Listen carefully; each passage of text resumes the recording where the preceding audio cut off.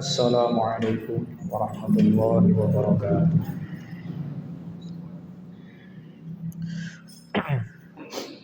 Alhamdulillahi rabbil alamin. Wabihi nasta'inu ala umurid dunya waddin. Wassalatu wassalamu ala ashrafil anbiya'i wal mursalin Sayyidina wa maulana Muhammadin wa ala alihi wa ala ashabihi wa ala man tabi'ahum bi ihsanin ila yaumiddin. Amma ba'du. Qala Allah Ta'ala fil Qur'anil Karim. Bismillahirrahmanirrahim. Idza jaa nasrullahi wal fath wa ra'aitan nasa yadkhuluna fi dinillahi afwaja fasabbih bihamdi rabbika wastaghfirhu innahu kana tawwaba. Shadaqallahul azim. Hadirin para bapak dan ibu juga saudara sekalian rahimakumullah. Bersyukur kita kepada Allah Ta'ala pada malam hari ini bisa berjumpa kembali dalam suasana bahagia, suasana tenang, suasana damai, aman, nyaman. Walaupun di luar sana suasana politik sedang apa ini Pak? Sedang demam, panas dingin. Mudah-mudahan Allah Subhanahu wa Ta'ala selalu memberikan ketentraman dalam hati kita, ketentraman dalam rumah tangga kita, ketentraman di lingkungan jamaah kita, di lingkungan masyarakat kita. Dan semoga Allah Ta'ala selalu melimpahkan karunia-Nya dan menurunkan rahmat-Nya untuk kita, terutama untuk kita yang sedang thalabul ilmi pada malam hari ini. Kita berdoa, Rabbana taqabbal minna innaka antas sami'ul alim wa tub 'alaina innaka antat tawwabur rahim. Rabbana inna nas'aluka 'ilman nafi'a wa rizqan thayyiban wa 'amalan mutaqabbala. Allahumma amin. Hadirin rahimakumullah, Bapak Ibu yang saya muliakan, jamaah Masjid Baitul Jannah rahimakumullah. Jumpa kembali kita di malam ini di penghujung bulan Agustus. Semoga Allah Ta'ala selalu meridhoi, memberkahi ilmu yang kita pelajari dan membukakan pintu-pintu rezeki untuk kita dari arah yang tidak disangka-sangka, serta memberikan rezeki yang barokah pula. Kemudian semoga Allah Ta'ala memudahkan kita untuk beramal soleh dan amal soleh kita diterima olehnya. Allahumma amin.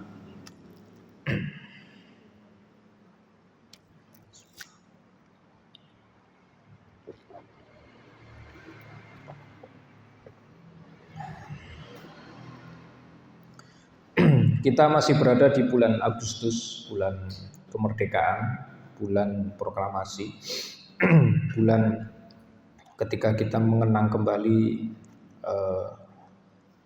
kemenangan dan pertolongan Allah Ta'ala untuk negeri ini,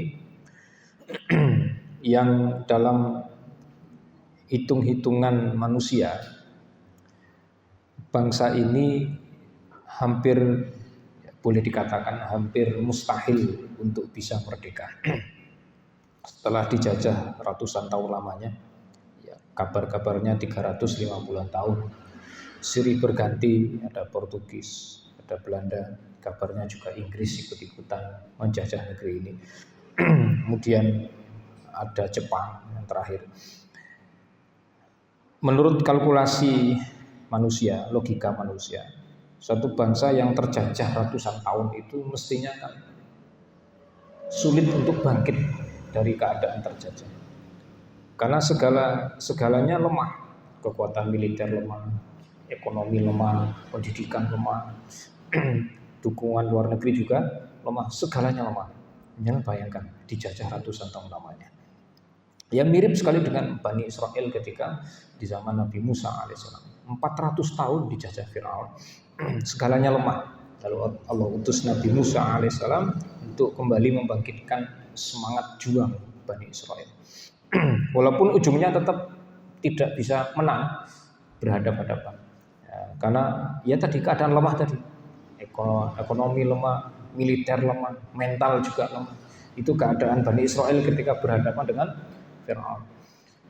Terus gimana hasilnya? Ya hijrah, harus angkat kaki dari Mesir. Walaupun nanti Allah yang memberikan pertolongan dengan menenggelamkan Fir'aun dan pasukannya. Seperti yang pernah kita sampaikan kisahnya. Nah, pada malam hari ini kita akan memotret seberapa pentingnya kita menilai sesuatu dari sudut pandang Al-Quran, dari sudut pandang agama kita. Saya mulai dari sebuah kalimat yang setiap hari Senin biasanya kita, dulu waktu masih sekolah, biasanya kita mendengarkan kalimat ini disampaikan. Atau mungkin di antara kita ada yang jadi petugas yang membacakan saat upacara bendera. Ada yang ingat nggak Pak? Saat upacara bendera yang biasa dibacakan apa saja selain Pancasila? Proklamasi. Pembukaan Undang-Undang Dasar 45. Ada yang jadi petugasnya? Pernah, mungkin ada yang masih ingat-ingat kalimatnya. Ada satu kalimat yang menarik sekali di pembukaan Undang-Undang Dasar 45. Itu di paragraf keempat. Paragraf keempat. Hanya kalimat awal. Ada yang masih ingat Pak? Paragraf keempat bunyinya gimana? Paragraf terakhir. Atas berkat rahmat apa? Tuhan apa Allah? Allah. Atas berkat rahmat Allah yang Maha Kuasa. Maha Kuasa. Cek lagi nanti teksnya. Kalimat ini sudah bertahan 79 tahun lamanya. Tidak ada yang merevisi, tidak ada yang ngutik-utik. Padahal kata yang dipakai kata Allah, Pak, bukan kata Tuhan, Pak. Saya kadang mikir ini, jadi agama lain itu tahu apa enggak sih? Mereka membaca apa tidak? Kalau mereka membaca paham apa tidak? Satu-satunya agama di Indonesia ini yang Tuhannya Allah itu siapa? Ya hanya umat Islam, hanya umat Islam. Jadi kita umat Islam jelas sepakat dong dengan kalimat ini. Kita sangat sepakat. Dan itu bukti bahwasanya para orang tua kita, pendiri bangsa ini dulu menyadari betul kalau bukan karena pertolongan Allah ya nggak mungkin negeri menang, itu tidak mungkin. Segalanya lemah. Jadi kalau dulu kita dengar cerita bambu runcing melawan apa itu Pak? Bedil misalnya atau meriam, kalkulasi militer ya orang mungkin loh Pak. Tidak mungkin bisa menang hanya karena itu. Itu kalau bukan karena pertolongan Allah tidak mungkin bangsa ini menang. Dan itu sudah dituangkan oleh para pendiri bangsa dalam pembukaan Undang-Undang Dasar 45 itu. Nah, hadirin yang berbahagia. Nah, kita lihat di Quran ada enggak sih kira-kira ayat yang bicara tentang kemerdekaan, ayat yang bicara tentang pertolongan dan kemenangan? Nggak ada. Tadi barusan saya bacakan di awal. Bismillahirrahmanirrahim. Idza jaa nasrullahi wal fath. Jika atau apabila telah datang pertolongan Allah dan kemenangan. Bangsa ini merdeka atas pertolongan Allah apa tidak? Ini sebenarnya tafsir ayat ini luas, Pak. Saya tidak bahasnya dari awal, saya langsung bahas ke ujungnya saja. Saya pakai ayat ini, surat ini untuk membahas negeri kita. Kalau aslinya ayat ini bicara tentang negeri Mekah yang ditaklukkan oleh Nabi SAW pada tahun ke-8 Hijriah. Dan ini termasuk surat yang terakhir turun. Surat yang terakhir turun, dengan turunnya surat ini tidak ada lagi surat yang turun. Jadi Quran sudah lengkap 114 surat. Ini surat yang terakhir turun. Turunnya di Mekah tapi status suratnya Madaniyah. Status suratnya Madaniyah. Padahal turunnya di Mekah, di Mina tepatnya. Di Mina. Saat Rasulullah sedang melaksanakan haji wada. Haji yang pertama dan sekaligus terakhir bagi Nabi. Turunnya di Mekah tapi status suratnya Madaniyah. Itu kenapa ya Pak? Ada yang tahu alasannya kenapa? Ini turunnya di Mekah, lokasi turunnya di Mekah, tapi status surat ini Madaniyah. Madaniyah kan dari kata Madinah toh? Itu kenapa kira-kira?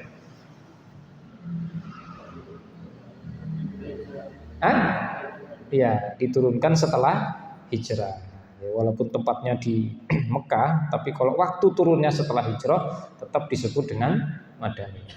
Walaupun turunnya di luar Mekah, kalau turunnya sebelum hijrah berarti statusnya disebut Makkiyah.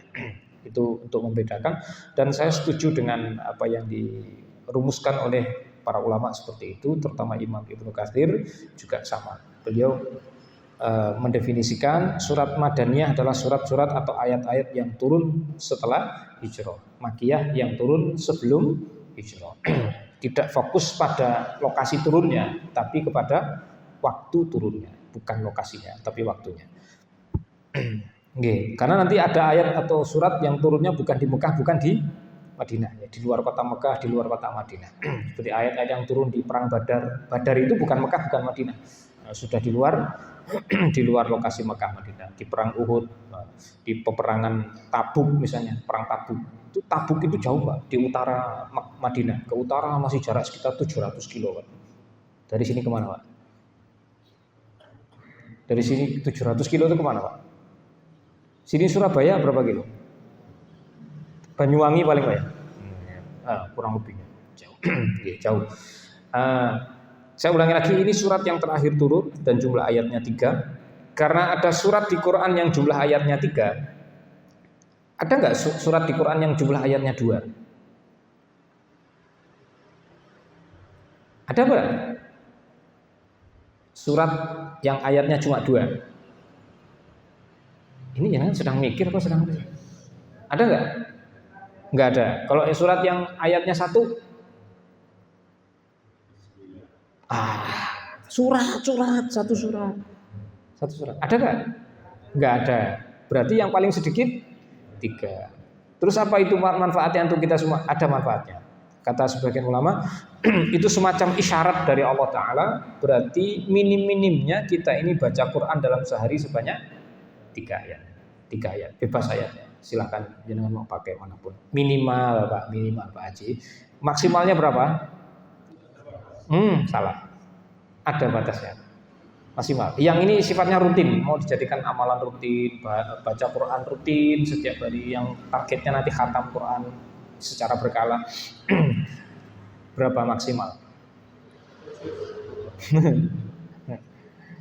Ustaz, tahunya dari mana minimal maksimalnya? Minimalnya tadi itu adalah kesimpulan para ulama, ijtihadnya ulama. Kalau maksimalnya itu Rasulullah sendiri yang memberikan batasan.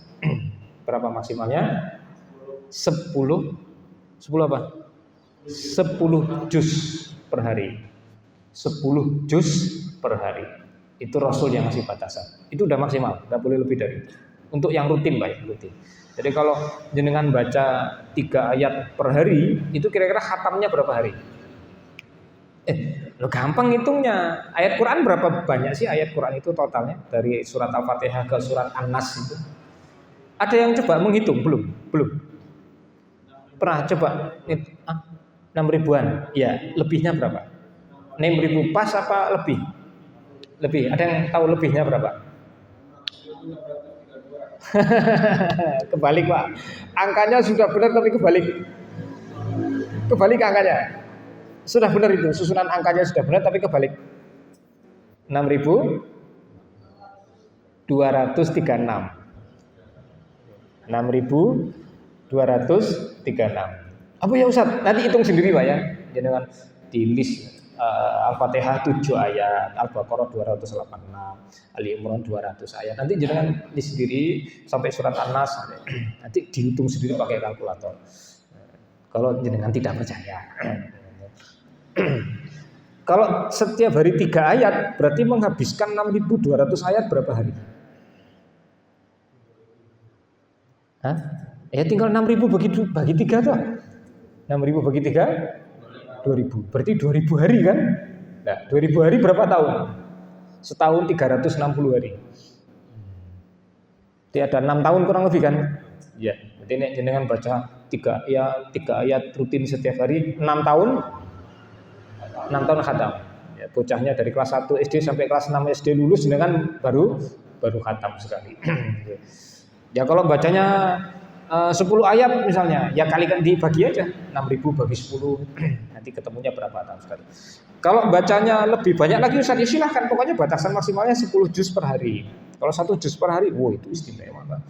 Istimewa itu untuk ukuran orang zaman sekarang bisa baca Quran 1 juz per hari itu istimewa. Berarti sebulan khatam sekali, setahun khatam 12 kali. Itu di luar Ramadan. Nanti masuk Ramadan dia bisa lebih banyak lagi. Itu sedikit tentang surat ini. Jadi surat yang paling singkat, surat yang terakhir turun ini sebenarnya banyak faedahnya. Kalau mau dikaji secara khusus tafsirnya, ya tentu waktu kita yang hanya dari maghrib sampai isya tidak akan cukup. Kita akan menyorot kemerdekaan bangsa ini lewat surat ini. Kita lihat dari sudut pandang surat. Bangsa ini menang atas pertolongan Allah apa tidak? Ya, kita sepakat. Maaf Pak, bangsa ini merdeka atas pertolongan Allah. Nasrullah, pertolongan Allah. Kemerdekaan itu bentuk kemenangan atau bukan? Ya, wal fath dan kemenangan. Berarti Nasrullah wal fath bisa kita terjemahkan dengan kemerdekaan. Jika bangsamu sudah diberikan kemerdekaan oleh Allah Ta'ala, wa ra'aitan nasa yadkhuluna fi dinillahi afwaja, dan kamu melihat manusia berbondong-bondong masuk agama Allah. Di sini ada kata ganti orang kedua tunggal.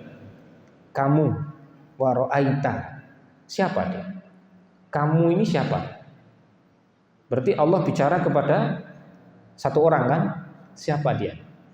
Wa ra'aita, dan kamu melihat. Kamu itu siapa? Bukan wa ra'aitum. Kalau wa ra'aitum kan kalian. Ini ta, satu orang laki-laki. Kamu siapa? Siapa beliau yang diajak bicara oleh Allah? Nabi Muhammad SAW. Dan kamu wahai Nabi melihat manusia berbondong-bondong masuk agama Allah. Pertanyaannya, Nabi itu posisinya sebagai apa ketika beliau diajak bicara oleh Allah? Selain sebagai Nabi, selain sebagai Rasul. Di Mekah Madinah Rasulullah itu punya jabatan apa Pak? Selain sebagai Nabi dan Rasul, sebagai pemimpin, sebagai kepala negara, sebagai presiden. Berarti konteks kemerdekaan ini bicara tentang kepemimpinan. Tentang kepemimpinan. Dan kamu wahai para pemimpin melihat manusia berbondong-bondong masuk Islam, terutama Nabi Muhammad SAW dalam peristiwa Futuh Mekah. Dan hakikat kemerdekaan suatu bangsa adalah penduduk negeri itu yang berbondong-bondong masuk Islam. Masuk Islam itu ada dua Pak. Kan ada ayat di surat Al-Baqarah. Udkhulu fis-silmi kaffah. Ada dua maknanya. Makna yang pertama, wahai semua manusia masuklah ke agama Allah. Masuk ke agama Islam. Semua manusia disuruh masuk Islam. Tidak ada yang boleh milih kafir. Ini makna yang pertama. Makna yang kedua, orang yang sudah muslim, sudah beragama Islam, disuruh lagi masuk ke agama Allah secara komprehensif. Maksudnya apa tuh? Yang wajib kerjakan, yang haram tinggalkan. Itu komprehensif. Ingin lebih istimewa lagi berarti yang sunnah ditambahkan, yang makruh juga ikut ditinggalkan. Itu lebih sempurna lagi. Itu maksud dari kata kafah. Oke, lanjut. Jadi hakikat kemerdekaan suatu negeri adalah penduduk negeri itu yang bersedia beribadah hanya kepada Allah, mohon pertolongan juga hanya kepada Allah. Apa ini ayatnya nih? Ibadah kepada Allah, mohon pertolongan kepada Allah, itu ayatnya apa bunyinya? Iyyaka na'budu wa iyyaka nasta'in. Itu negeri yang merdeka betulan, negeri yang betul-betul merdeka secara hakiki adalah penduduk negeri yang tidak ibadah kecuali hanya kepada Allah, tidak mohon pertolongan kecuali hanya kepada Allah. Ini merdeka betul. Lahir batin ini merdeka.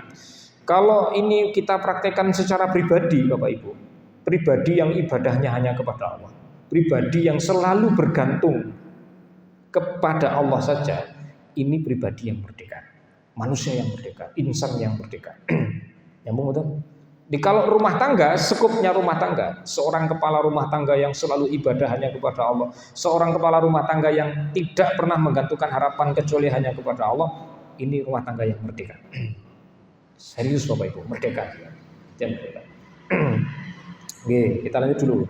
Nah, kalau satu bangsa, satu negeri, ya lebih luas lagi. Nah, gimana kalau satu negeri ada orang kafirnya, ada orang musyriknya? Nah, tanggung jawabnya para pemimpin di negeri itu untuk meminimalisir itu. Entah dengan cara berdakwah, entah dengan cara buat aturan, regulasi, bla bla bla bla bla bla. Ini sudah dibahas oleh para ulama. Nah, kita lanjutkan. Tadi kita sudah menyebutkan kemerdekaan pemberian Allah apa tidak, Pak? Betul? Sepakat ya? Sepakat. Menurut panjenengan kemerdekaan ini mahal apa murah?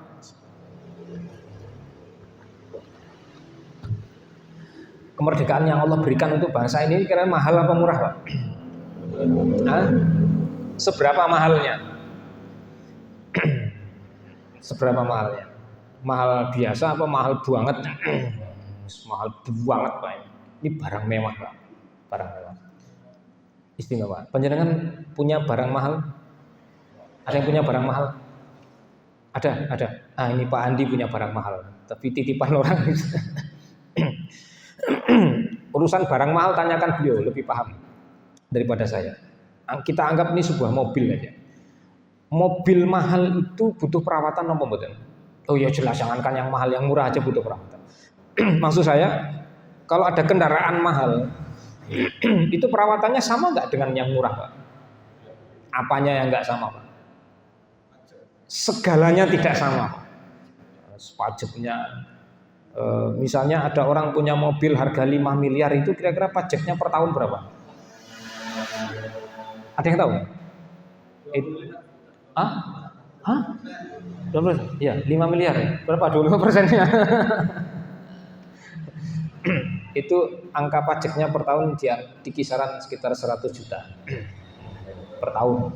Buat pajaknya tok cukup beli mobil yang lain yang sedengan, sekenan tapi masih bagus.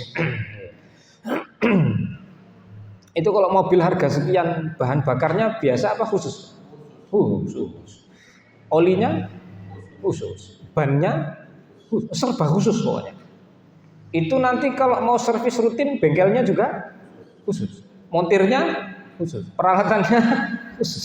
Serba khusus. Tapi sebanding dengan tumpaannya, dengan numpak situ rasanya ya beda. Mesti lain. Tidak sama dengan yang biasa-biasa. Tapi ini barang mahal, Pak. Bukan resiko ya. Konsekuensinya punya barang mahal itu ya kayak gitu. Perawatannya harus khusus. Dan kalau nggak dirawat hasilnya gimana, Pak? Rusak. Barang mahal berupa kemerdekaan ini kalau nggak dirawat rusak dia. Rusak dia. Kalau ada perusahaan mobil memproduksi mobil mahal, mobil mewah, atau yang sering disebut dengan supercar. Itu perusahaan sudah mengeluarkan buku panduan perawatan enggak? Iya jelas dong, pasti. Pertanyaannya, ini kemerdekaan, barang mahal berupa kemerdekaan ini yang ngasih siapa? Allah. Allah ngasih panduan perawatan enggak? Nah, anehnya negeri kita kan begitu, Pak. Sudah ngerti ini pemberian dari Allah Ta'ala, barang mahal, tapi ngerawatnya tidak pakai buku panduan yang Allah tetapkan. Ya rusak jadinya, Pak. Rusak, serius jadi rusak. Ini barang mahal, ini pemberian Allah Ta'ala. Ya kalau dirawat tidak sesuai dengan manual booknya, Mas jamin rusak, sudah pasti rusak. Jamin rusak. Kayak bocah nuwun sewu, beli motor baru, ya, terus knalpotnya dipreteli. Walaupun nanti diganti dengan knalpot yang harganya mahal, itu rusak apa tidak rusak? Apanya yang rusak? Suaranya merusak pendengaran kita, kinerja mesin terganggu dan lain-lain terganggu. Iya nanti kalau tidak nambahi dudukan ngelas lagi ya Pak dia, ngelas lagi, tambahi baut lagi dan seterusnya, merusak yang lain-lain. Jadi hadirin yang saya hormati, kalau tidak sesuai dengan buku panduan dari yang memberikan kemerdekaan, saya berani jamin 100% rusak kemerdekaan. Ini barang mahal ini rusak. Nah kalau barang mahal ini rusak, akibatnya gimana? Tidak nyaman. Tumpaannya nggak nyaman, Pak. Nggak nyaman. Sudah tidak sebanding lagi dengan kemewahannya.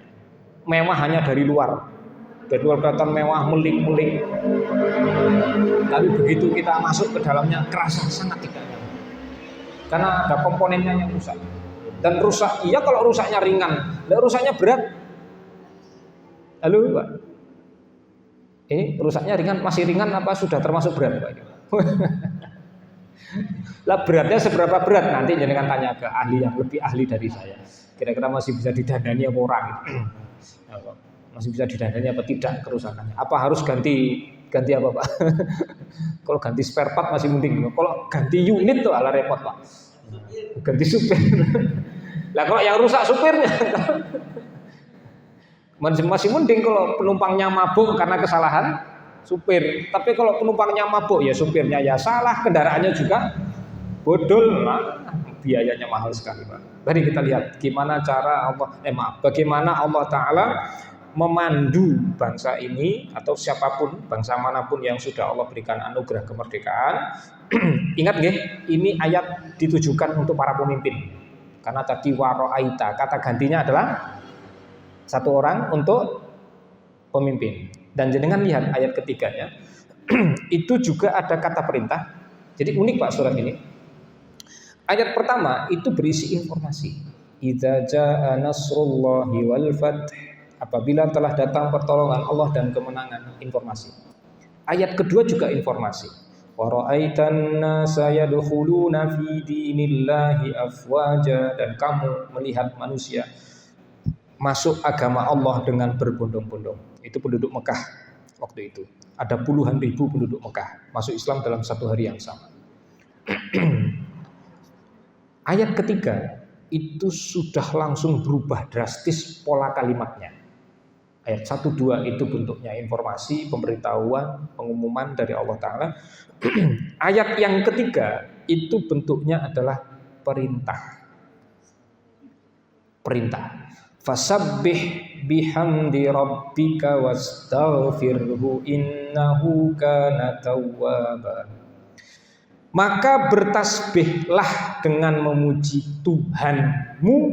Tuh, kata gantinya konsisten. Ayat 2 ada ta, kamu. Ayat 3 pun masih kamu. Fasabbih itu kata perintah, fi'lul amri, kalau bahasa Arab fi'lul amr. Dan yang diperintah adalah anta, kamu laki-laki satu orang. Kamu laki-laki satu orang. Fasabbih, wahai kamu bertasbihlah kepada Allah. Bihamdi rabbika, dengan memuji Tuhanmu. Wastaghfirhu, dan mohonlah ampun kepadanya. Kamu lagi, wastaghfirhu itu juga kata kerja, kata perintah untuk satu orang laki-laki. Innahu kana tawwaba, sesungguhnya dia Allah Maha menerima taubat.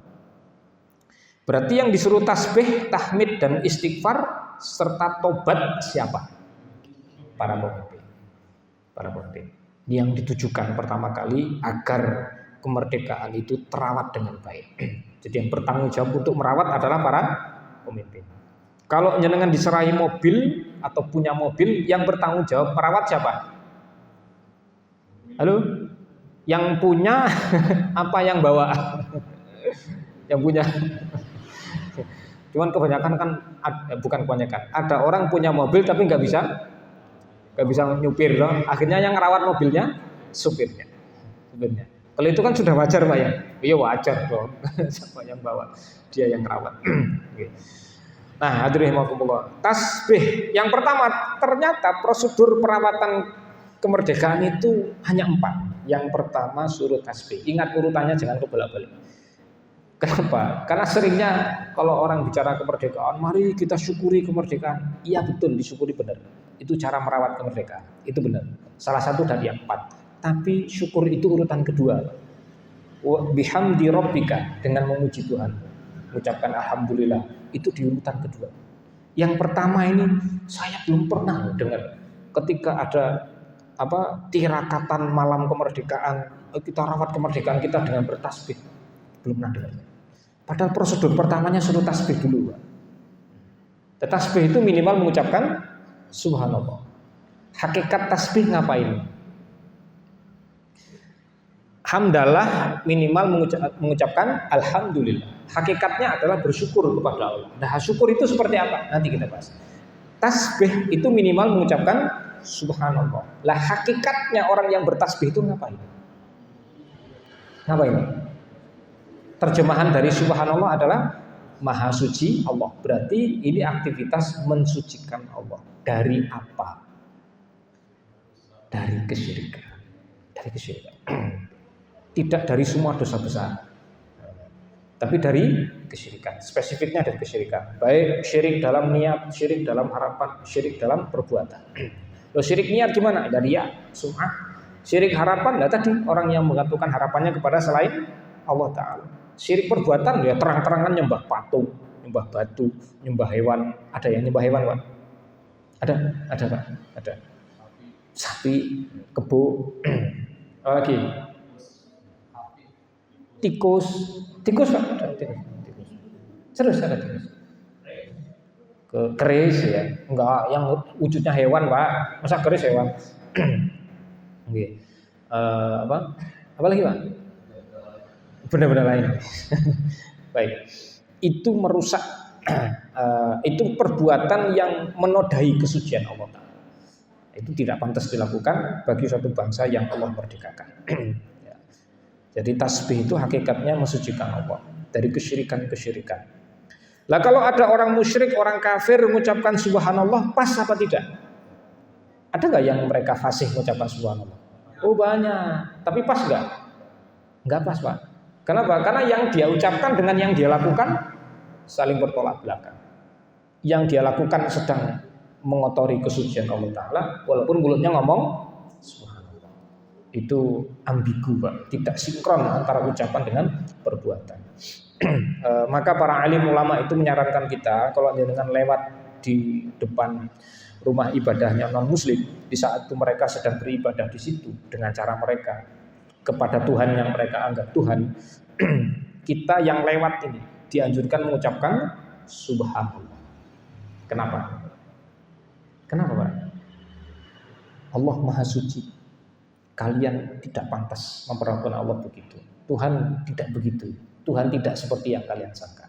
Subhanallah. Allah Maha Suci. Maha Suci Allah dari perbuatan kalian. Kira-kira begitu Pak. Jadi subhanallah itu untuk mensucikan Allah. Kita lanjut dulu. Sekarang tahmid. Sudah Isya? Belum. Masih 6 menit lagi. Tahmid hakikatnya adalah syukur. Minimal di mulut mengucapkan alhamdulillah. Ya sering kita dengar ini, oh kita syukuri kemerdekaan, betul, tapi tasbihnya lupa. Syukur iya, kita semua sudah paham. Pertanyaannya adalah gimana cara bersyukur yang benar? Halo, biasanya kalau kita bicara syukur itu tentang apa sih Pak? Apa sih yang kita syukuri itu apa sih Pak? Segala kenikmatan yang Allah berikan dong. Oke, ada kesehatan, ada ini itu segala macam, termasuk kemerdekaan. Kemudian syukur itu berkaitan dengan harta apa tidak Pak? Oh iya, hampir selalu syukur berkaitan dengan harta. Gimana caranya orang yang bersyukur dengan hartanya? Maksud saya begini, bagaimana kegiatan syukur itu dimulai dari harta itu bagaimana sih Pak? Enggak nyambung ya pertanyaan saya. Bersyukur itu dimulai dari harta. Gimana caranya? Yaitu dengan mencari harta dari sumber yang halal. Itu sudah bentuk syukur kepada Allah Ta'ala. Yang kedua, setelah dapat yang halal, digunakan untuk yang halal. Itu juga bentuk syukur kepada Allah Ta'ala. Lah kalau ini skopnya negara Pak, ini kewajiban pemimpin. Pemimpin itu disuruh tasbih, pemimpin disuruh tahmid, bersyukur kepada Allah. Jangan sampai ada harta haram masuk ke negerimu. Apalagi sampai ada harta haram yang beredar di dalam negerimu. Ada nggak Pak itu terjadi? Ada. Mungkin memasukkan harta haram atas nama investasi tapi dengan cara yang haram, atau berhutang dengan cara yang haram. Ya, berhutang sih boleh saja, silakan. Rasulullah aja punya hutang kok. Tapi tidak dengan cara yang haram. Terus apa lagi? Harta haram yang beredar dalam negeri apa kira-kira? Contohnya satu aja. Narkoba, oke. Apalagi yang wujudnya perputaran uang. judi. Baik yang offline apalagi yang online. Lebih ganas mana? Yang offline apa yang online? Online. Masya Allah. Itu kayaknya menimpa semua kalangan tuh. Laki-laki, perempuan, tua, muda, sampai anggota dewan juga kena. Padahal gajinya sudah gede, tapi masih asik main judi online. Itu penyakit luar biasa. Resikonya kalau ini tidak dituruti, saya ulangi lagi Pak, Bapak Ibu, resikonya kalau kita merawatnya tidak benar, tasbihnya enggak benar, tahmidnya enggak benar, hasilnya barang mewah tadi jadi rusak. Serius, mesti rusak. Rusaknya gimana sih bentuknya itu? Bentuk kerusakannya apa? Akibat dari kerusakan itu apa? Pertolongan Allah hentikan, kemenangan dicabut lagi. Itu akibatnya Pak. Kalau rusak itu kayak gitu. Ada nggak di sini orang yang nggak punya masalah? Coba maju. Nggak ada Pak ya. Yang nggak punya masalah itu ya paling ini orang bocah ya, wong edan, siapa lagi nggak punya masalah. Kalau kita masih waras mesti punya masalah. Kita ini secara pribadi punya masalah kita masing-masing. Butuh pertolongan Allah apa tidak? Hah? Butuh kan? Coba kalau kita punya masalah Allah nggak nolong, itu hasilnya gimana? Ini yang kena masalah Pak Profesor misalnya, tapi Allah nggak nolong dia, hasilnya gimana? Seorang profesor kena masalah dan Allah tidak bersedia membantu orang ini, hasilnya gimana Pak? Puyeng Pak dia Pak, pusing, puyeng, bingung, stres. Kalau Allah nggak menolong, mau seahli apapun dia, puyeng boy. Di keluarga ada masalah, lebih banyak. Semakin banyak orangnya, semakin banyak masalah. Negeri ini punya masalah berapa? 270 berapa sekarang sih Pak jumlah penduduk Indonesia? 280-an, Masya Allah. Berarti ada 280 juta masalah di negeri. Nah kalau Allah nggak bersedia nolong, itu hasilnya gimana? Tuh, puyeng Pak. Mau di negeri ini sebanyak apapun profesornya, dokternya, percuma aja. Bukannya masalah selesai, malah tambah ruwet, tambah rumit, tambah gak karu-karuan. Setiap tahun ganti menteri, setiap ganti menteri ganti kurikulum misalnya, kurikulum pendidikan. Sekarang udah ganti lagi Pak ya, Pak Guru ya, ganti kurikulum pendidikan. Gurunya bingung nggak? Bingung. Muridnya bingung. Wali murid ikut bingung. Wis podo bingung kabeh. Ya, merdeka tapi bingung. Itu menyelesaikan masalah nggak itu Pak? Enggak. Apakah itu menurunkan angka kenakalan remaja? Enggak. Apalagi kemarin katanya mau dihalalkan, di apa itu yang alat kontrasepsi sudah disediakan dulu di sekolah. Katanya PP-nya sudah diresmikan. Itu nanti disediakan beneran Pak, Insya Allah. Tidak ada itu saja Pak. Perzinaan sudah merajalela Pak di kalangan pelajar Pak. Apalagi kalau ada, wah itu semakin dapat angin mereka. Insya Allah. Nah itu merdeka tapi bingung. Kenapa? Karena masalahnya ada, Allah kasih masalah yang banyak, tapi Allah tidak ngasih solusinya. Ini akibat kalau kemerdekaan itu rusak, barang mewah itu rusak, akibatnya itu. Sudah dan? Iya. Nanti masih ada 2 lagi setelah kita lanjutkan. Monggo pada muadzin untuk nanti, ya nanti.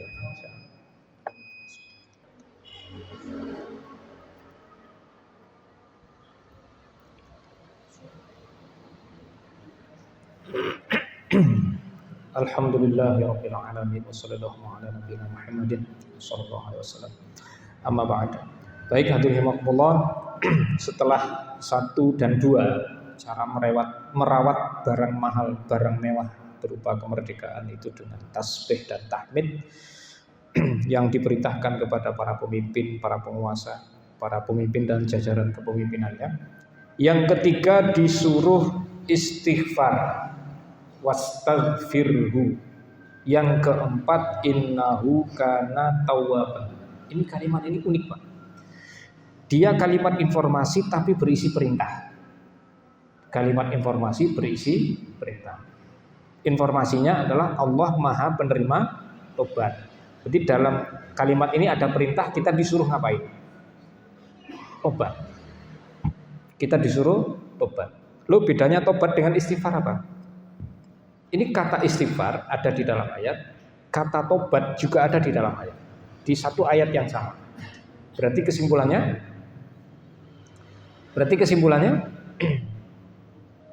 saya ulangi Pak ya, kata istighfar ada di dalam ayat, dan kata tobat juga ada di dalam ayat yang sama. Berarti kesimpulannya, istighfar dengan tobat sama atau beda? Sama apa beda? Halo? Saya kasih pembanding. Muslim sama nggak dengan mukmin?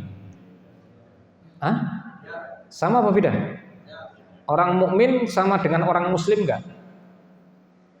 Saya kasih contoh. Ya ayyuhalladzina amanu kutiba alaikumussyiyam. Wahai orang beriman, telah diwajibkan atas kalian berpuasa. Yang diwajibkan orang berpuasa orang mukmin, orang beriman apa orang Islam? Mukmin apa muslim? Mukmin. Pernah belajar fikih puasa? Kita dulu pernah belajar di situ. Sebutkan syarat wajib puasa. 1, Islam. 2, balik. 3, berakal. 4, mampu. Kok nggak ada syarat mukmin? Padahal ayat mengatakan amanu, bukan aslamu, tapi amanu. Ini kan sedang bingung apa sedang tidak bingung? Maksudnya gini loh Pak. Saya ingin nyampaikan ke panjenengan, kata muslim dan kata mukmin itu kalau terpisah itu maksudnya gini. Dia hanya ada satu saja di dalam ayat. Cuma ada satu toh, entah muslim toh atau mukmin toh, Islam toh atau iman toh, berarti dia punya makna sama, dua-duanya sama. Mukmin sama dengan muslim, muslim sama dengan mukmin, Islam ya iman, iman ya Islam. Tapi ketika kata iman dan kata Islam itu disebutkan dua-duanya sekaligus di dalam satu ayat atau dalam satu hadis, berarti keduanya punya makna yang berbeda. Tidak mungkin sama. Apa ada Ustaz? Ada nanti di surat Al-Hujurat ada ayat. Dalam satu ayat Allah sebut kata iman, Allah sebut kata Islam. Berarti iman tidak sama dengan Islam, sesuai dengan konteks ayat itu. Dalam hadis juga nanti ada disebut iman, Islam, satu-satu disebut dalam satu hadis yang panjang tentang rukun iman, tentang rukun Islam. Istighfar itu Pak, kalau cuma disebut salah satunya di dalam ayat atau dalam hadis, dia bisa bermakna dua-duanya. Ya istighfar, ya tobat sama. Tobat juga gitu. Tobat itu kalau cuma disebut salah satunya, dia bisa bermakna istighfar juga. Istighfar bagian dari tobat. Tobat juga salah satu bentuk dari memohon ampun kepada Allah. Istighfar artinya apa sih istighfar? Memohon ampun kepada Allah. Cara memohon ampun kepada Allah itu banyak. Salah satunya dengan bertobat. Yang lain yang paling sederhana mengucapkan astagfirullah. Berarti istighfar dengan tobat itu aslinya punya makna yang sama.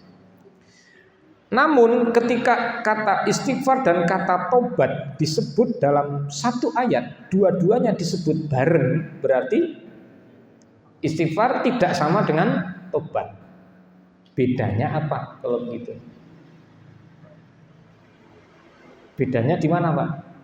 Karena pada hakikatnya sama, istighfar dan tobat itu sama.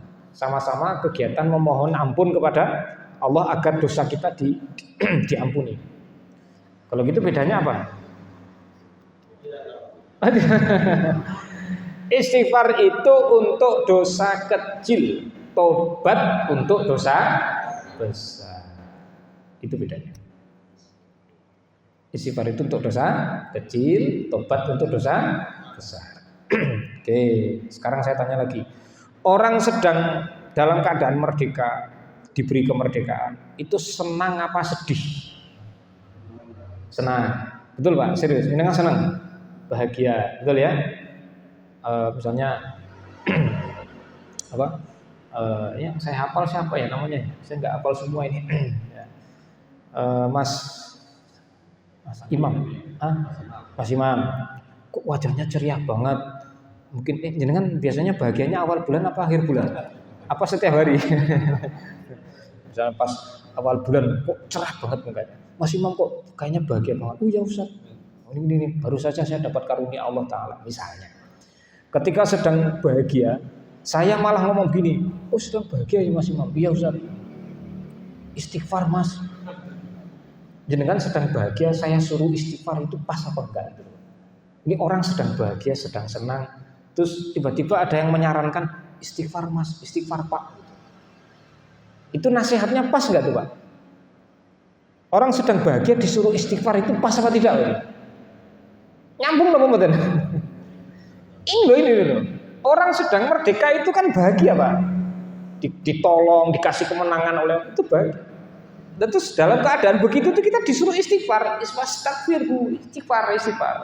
Siapa? Para pemimpin yang pertama kali suruh istighfar. Kemarin dengar pidato Pak Presiden enggak di IKN? Disiarkan langsung apa mboten niku? Enggak disiarkan. Ada Pak Presiden ngajak kita istighfar mboten? Enggak ada. Lagi-lagi salah prosedur. Cara ngelawatnya salah. Jadi kenapa kok orang bahagia disuruh istighfar itu kenapa Pak? Secara logika ya nampaknya nggak nyambung, nggak relevan, nggak cocok. Tapi ini perintah Allah, nggak mungkin Allah salah kan? Kenapa kira-kira? Halo?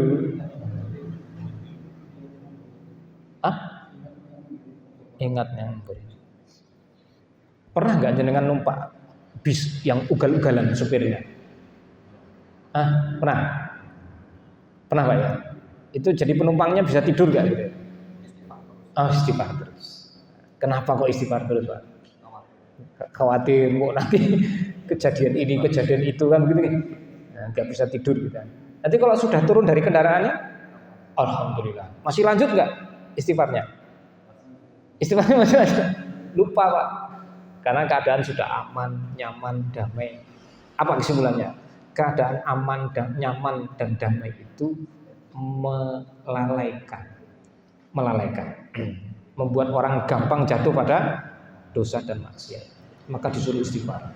Para pemimpin itu terutama disuruh istighfar. Berapa kali? Rasul, kelasnya Rasul itu sebagai pemimpin kepala negara, istighfarnya berapa kali dalam sehari? 70 sampai 100. Menurut jenengan itu banyak atau sedikit? Sedikit. Serius, sedikit. Kita buktikan. Saya tidak sependapat dengan jenengan. Kita buktikan. Biasanya kalau kita pada sholat 5 waktu, selesai salam kanan salam kiri, dianjurkan untuk mengucapkan istighfar. Berapa kali? Banyak apa sedikit? Iya, banyak apa sedikit tuh? Sedikit. Siap. Dari yang 3 kali istighfarnya kita itu setelah sholat, yang betul-betul konsentrasi, sedang istighfar, sedang minta ampun kepada Allah, mulut ngomong astagfirullah, hatinya konsentrasi betul, ya Allah ampunilah dosa saya, itu berapa kali dari yang 3 kali? Mulut ngomong astagfirullah, hatinya mengiringi betul-betul minta ampun kepada Allah, itu berapa kali dari yang 3 kali? Apa enggak ada? 0. Berarti cuma sekedar rutinitas kan? Berarti blank, kosong, nggak ada makna istighfarnya. Itu jenengan bisa istighfar 3 kali full konsentrasi Pak. Hebat Pak. Itu sudah banyak Pak. Apalagi bisa dalam sehari istighfar sampai 70, 100 dan full konsentrasi, istimewa jenengan. Serius istimewa Pak. Kalau jenengan istighfar 70 kali, kira-kira yang konsentrasi berapa kali? Yang berkualitas berapa kali? Enggak ada. Masa 10%-nya enggak ada Pak? 7 kali aja enggak ada. Atau 10 kali aja enggak ada. Jadi jangan dikira istighfar itu perkara sepele. Enggak, itu serius Pak. Jangan dikira jumlah 70, 100 itu sedikit. Itu banyak Pak. Banyak. Kalau jenengan lakukan dengan penuh konsentrasi itu banyak. Serius. Kalau cuma sekedar istighfar, duduk, kita istighfar, nggak sampai 5 menit selesai Pak, 100 kali, nggak sampai 5 menit. Nggak sampai 5 menit. Mungkin 2 menit selesai. Jangan istighfar 1 detik, 1 kali, berarti 1 menit 60 kali. Berarti cuma 1,5 menit selesai. 2 menit kurang. Nyambung betul? Jadi istighfarnya para pemimpin itu diajarkan oleh Nabi 70 sampai 100 kali, tapi full konsentrasi, dia betul menyadari kesalahannya kalau ada, ataupun dia tidak merasa melakukan kesalahan, ya tetap dia istighfar kepada Allah Ta'ala. Tetap serius minta ampunnya, bukan cuma pengulangan-pengulangan di lisan tapi nggak ada makna. Yang terakhir, yang keempat, cara merawat kemerdekaan ini dengan bertobat. Terjadi nggak dosa besar di negeri kita ini? Terjadi. Di negeri kita terjadi dosa-dosa besar apa tidak? Pernah lihat daftar dosa-dosa besar jenengan? Imam Az-Zahabi nulis buku judulnya Al-Kabair. Terjemahan Indonesianya dosa-dosa besar. Beliau rangkum semua dosa besar yang ada, baik sumbernya dari ayat ataupun dari hadis. Itu terkumpul sekitar 76 jenis dosa besar. Itu kalau jenengan lihat daftarnya, lalu dilihat realita hari ini di negeri kita, kira-kira yang belum terjadi berapa, Pak? Dan jenengan guyang-guyang itu sudah tahu kitabnya belum?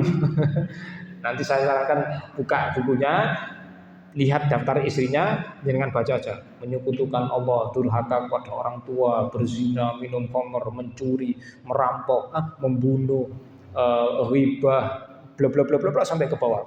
Itu nanti jenengan baca daftarnya, lihat realitanya.